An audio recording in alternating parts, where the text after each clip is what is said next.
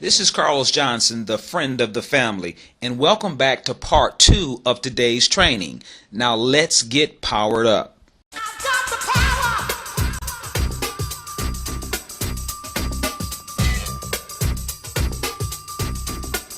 I've got the power. Before we get into part 2, let's just summarize very quickly what we looked at in part 1. We started off by looking at the 3 types of workshops where I share with you my system of categorizing workshops that I deliver personally or attend. I use the acronym KID, K-I-D. K for knowledge.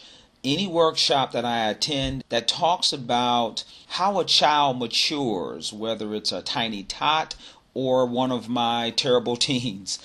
Any workshop that helps me understand the developmental stages of children, I put them under knowledge.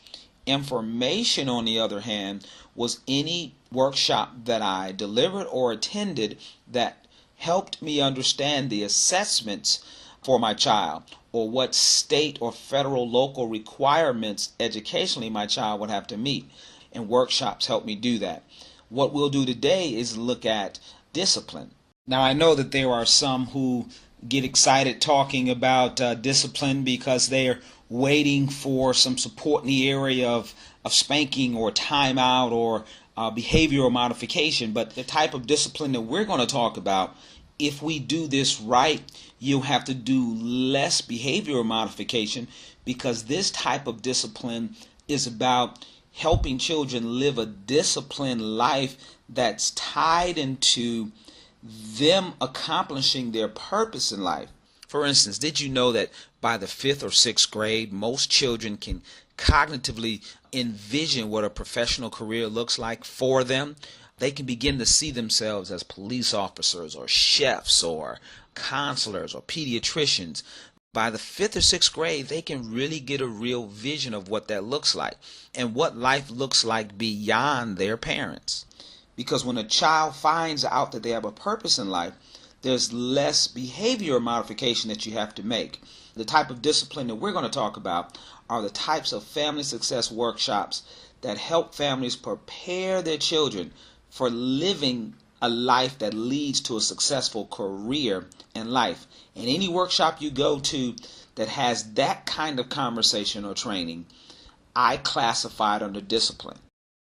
Did you know that children who believe they have a purpose in life, those who really feel like there's something that they have to do professionally, when children believe that and they find out what that purpose is in life, they're less likely to be involved in behavior that's antisocial, and they're more likely to connect the classwork to their purpose in life.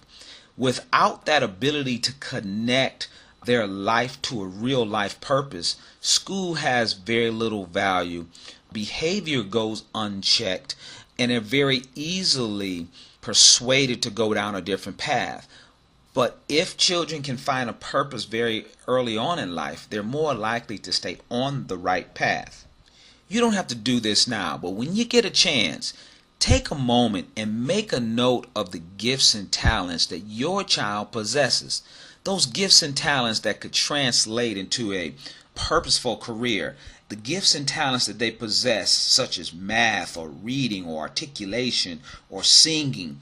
Too oftentimes we do this very well with athletes, but we don't do it enough with those who are more cerebral and could use their mental gifts and talents. Take a moment and write down their gifts and talents when you get a chance. Possessing the right type of discipline helps our families and helps our students navigate the behaviors and beliefs and create appropriate boundaries for personal success. So those types of workshops are key to attend. Go online, go to your schools, attend any workshop that works with knowledge, information, or discipline. I've got the power.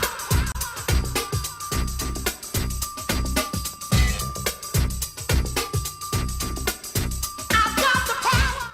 All right, now we're at my favorite part, and that's the part where we power you up, where hopefully we give you a few tips that could just change you and your child's life right at home. Let's look at one now. How about just remembering, first of all, that family success workshops, those given by professionals and experts in the industry, they're free to you. I travel the country doing workshops and attending workshops and conferences, and they cost me money. I've got to pack my suitcase, get in the car, get on a plane, fly to a hotel, and then pay to attend. These workshops are free. Take advantage of them. Another great tip is, please know that today's children are not different. They're the same, but they live in a different time. A time that does not allow us to isolate ourselves from other parents. We need to collaborate and talk with parents and see how they're getting through the terrible twos or the terrible teenage years. Everyone has something to learn, and everyone has something to share. So attending workshops online or on site at your child's school could be very beneficial to everyone. Lastly, the pressure for schools to increase student achievement is increasing every day. Schools will not be able to achieve widespread student success without widespread family success. We need families to get involved in learning and supporting the educational process.